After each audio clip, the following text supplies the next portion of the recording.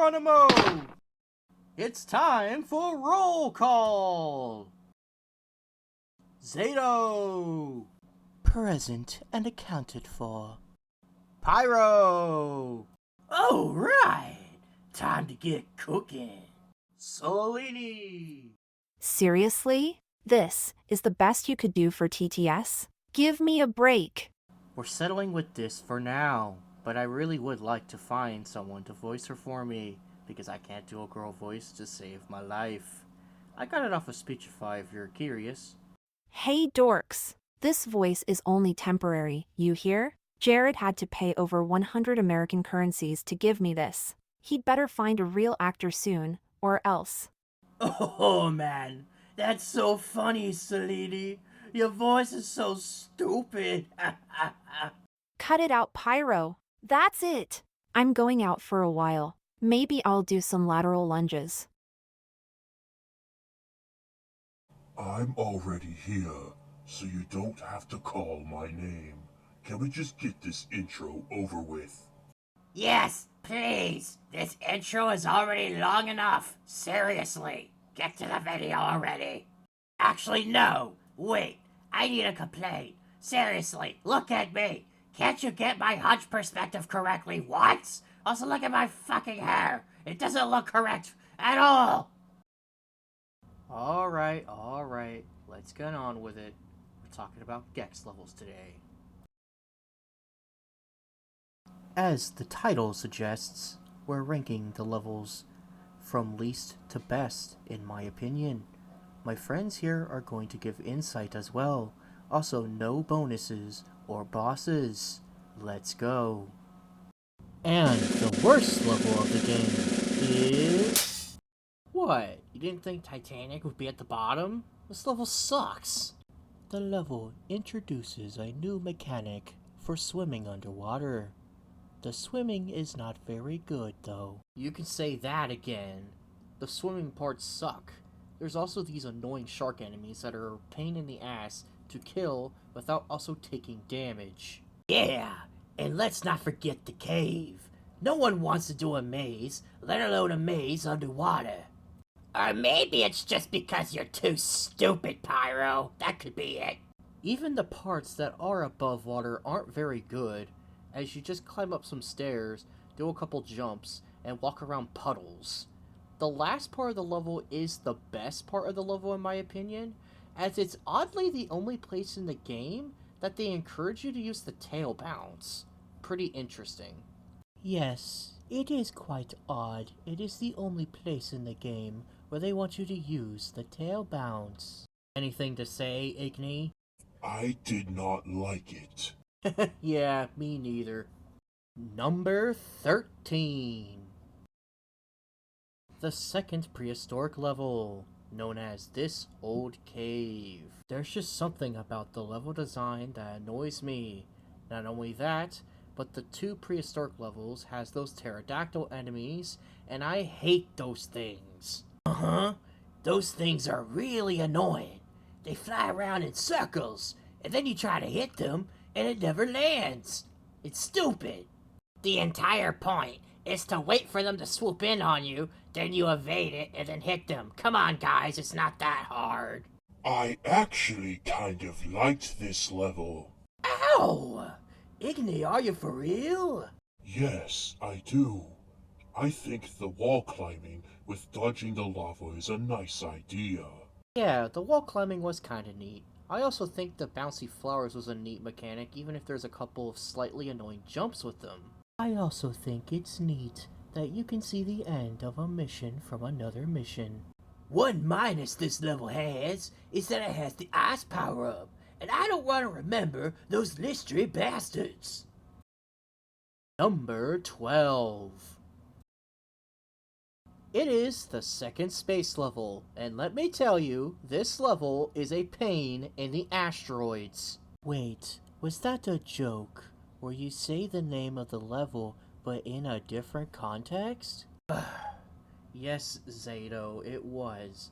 Way to ruin it, man. I actually think the air meter adds something to the game, making these levels more engaging. I agree, Igni, but I don't think the air meter is the problem.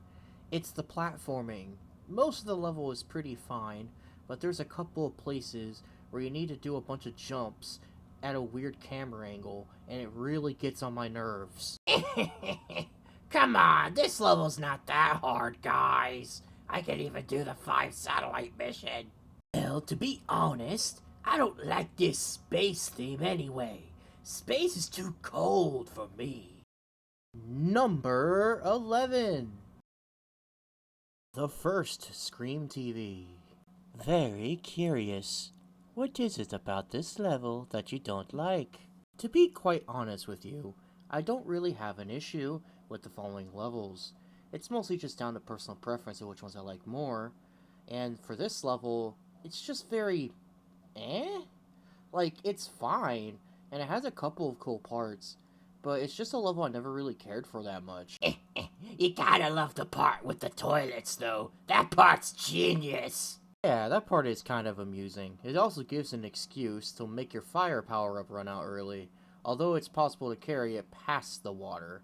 I also think the elevator was kinda cool. Oh, come on, Gex. I could dip my feet in water and not die. So why can't you keep your fire when you touch water? Are you really trying to apply logic to a video game? Gex is a disgrace to all fiery users. I bet Heat Blast could kick his ass. Pyro, why did you reference that of all things? Perhaps it has something to do with what Jared watched on Netflix last week. Well, geez, guys, you don't have to be so diamond-headed about it. Number 10. Be honest with me, Jared. You did that joke before the number 10 spot on purpose. Of course not. It was just a coincidence. Sure it was. This is the first prehistoric level. And yes, the pterodactyls are here too, but they're far less annoying than in the second level. Oh yeah! I think this level is absolutely pyrotastic. You climb up a volcano with dinosaurs. That's badass. Pyro, you do realize that this is only number 10, right? If it were my list, it would have been the best, but it's not. I actually like how they hid the secret remote in this level. You actually have to go past one of the level exits and make a full loop around to another area, but at a certain point on that path, you can look down and find it. Not to mention, but there's 2 fire power-ups, and more is better than less.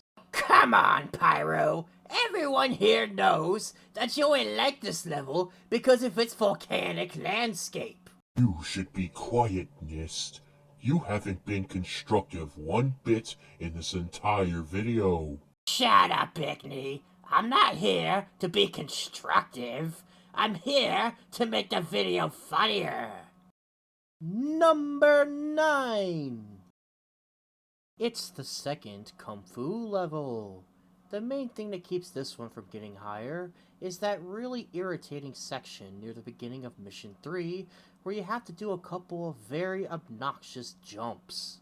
I think I agree with you. I think the first ninja level is clearly better. Pyro, don't you mean the first Kung Fu level? To be honest, this level is pretty cool, but honestly, there's things that hold it back. And one thing I have to give them credit for is that this level has the most well-hidden secret remote in the game. It's somewhere that you'd never expect it. I actually think the temple is pretty cool, if you can actually reach it, that is. Yeah, you said it, Igni. Screw that second to last jump. You know, Igni, you actually kinda sound like Diamond Head. Enough band references, okay? The first cartoon level, and most people's first level when playing the game. It's pretty solid for the first go, with a lot of things to do and teach you about platforming in the game. And there's also 3 different sections to travel through. I really don't like those falling objects, though. Those things can piss off. Oh, yeah! I love vivid and colorful things like this. It's okay, I guess. I would have preferred a comic over a cartoon. I think this is a good first level for an adventure. I'm not going to lie, a lot of points are given simply because of the hunting season aesthetics and music. It's one of the favorite things in this game for me. Don't forget the glitch. You know, the one where the music changes because you get shot by the hunter's bullet. That was always really weird. Lucky number 7. Unlike Pain in the Asteroids, this level is a lot better because the umpire strikes out because we're apparently playing Wii Sports on Pro mode. Oh my god, that joke was terrible. But he made a comparison about baseball and Star Wars. Doesn't that make it a good joke? You don't know the first thing about him, Masato, so don't even try. I swear to God, this is giving me a headache. Does someone have Dread Mendon on hand? Sorry, but I don't think it's smart to make in-universe references before the fans know what you are talking about. Are we going to talk about the level or not? Okay, I think this is better than the other level because there ain't no ice power-ups and the platforming's easier.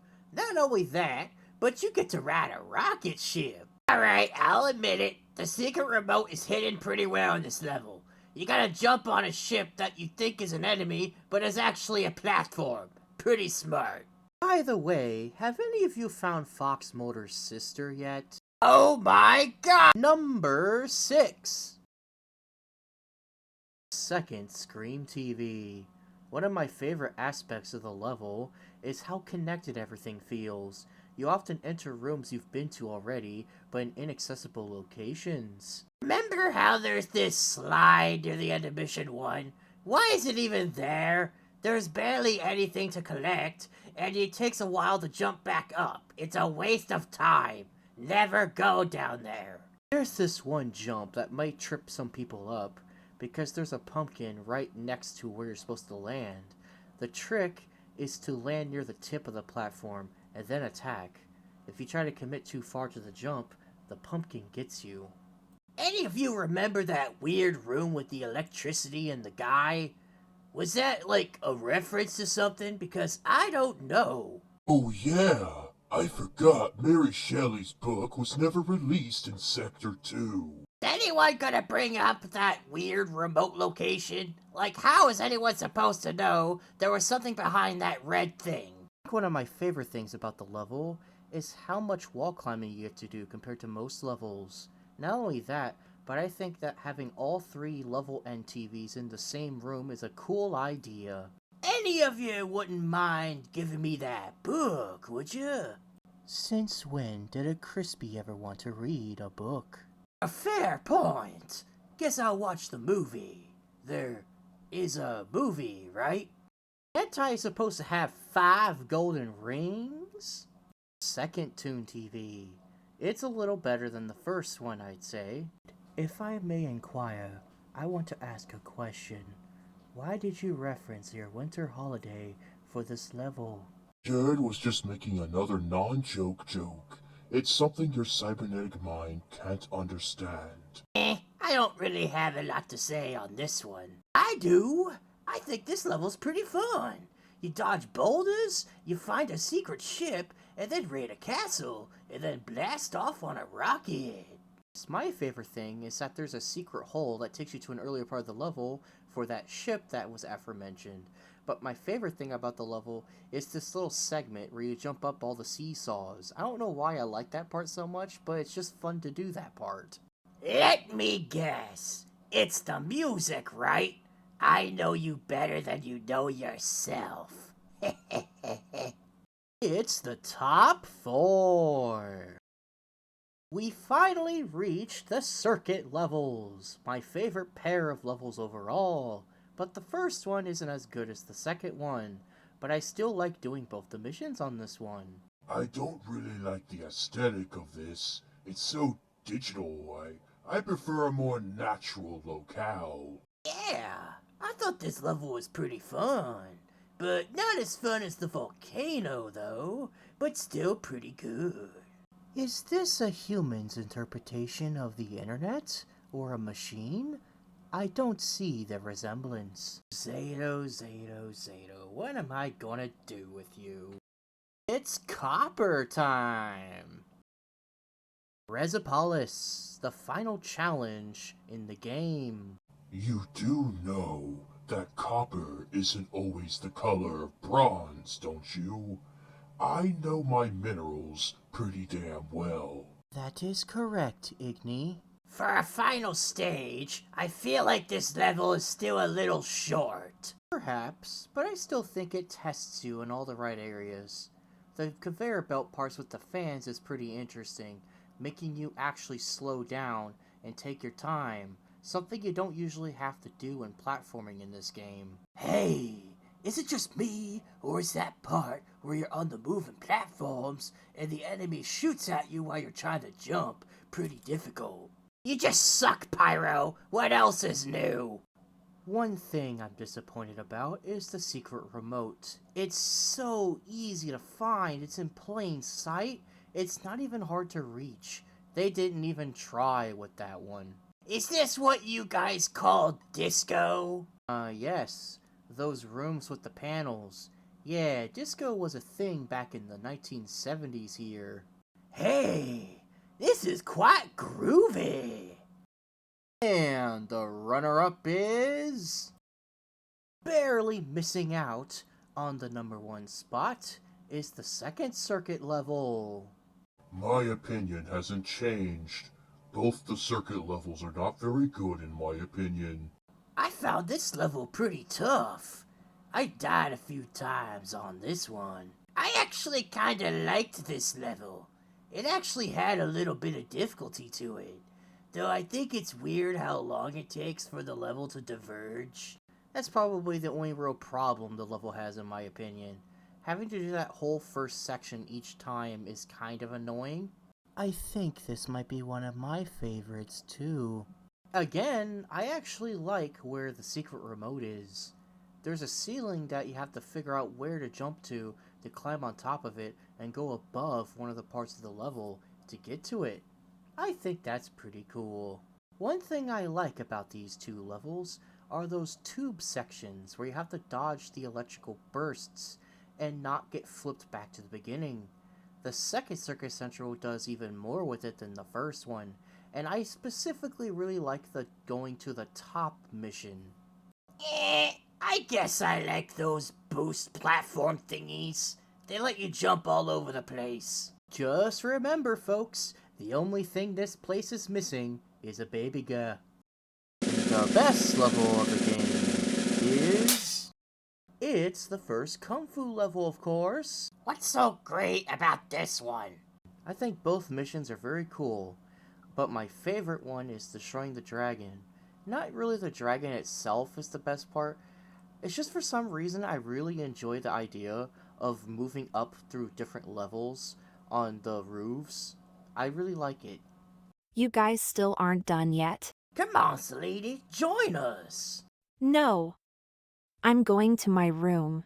She was probably just going to complain about how the level doesn't accurately depict karate or kung fu or ninjutsu or whatever. Hidden Remote is in a decent spot, not nearly as cryptic as the sequel to this level, and I also just really like the music, aesthetic, enemies, just everything about the Kung Fu levels. I think it's cool. But we all know what the best thing in the whole fucking game is. Yeah? And what would that be? Motherfucking ninja!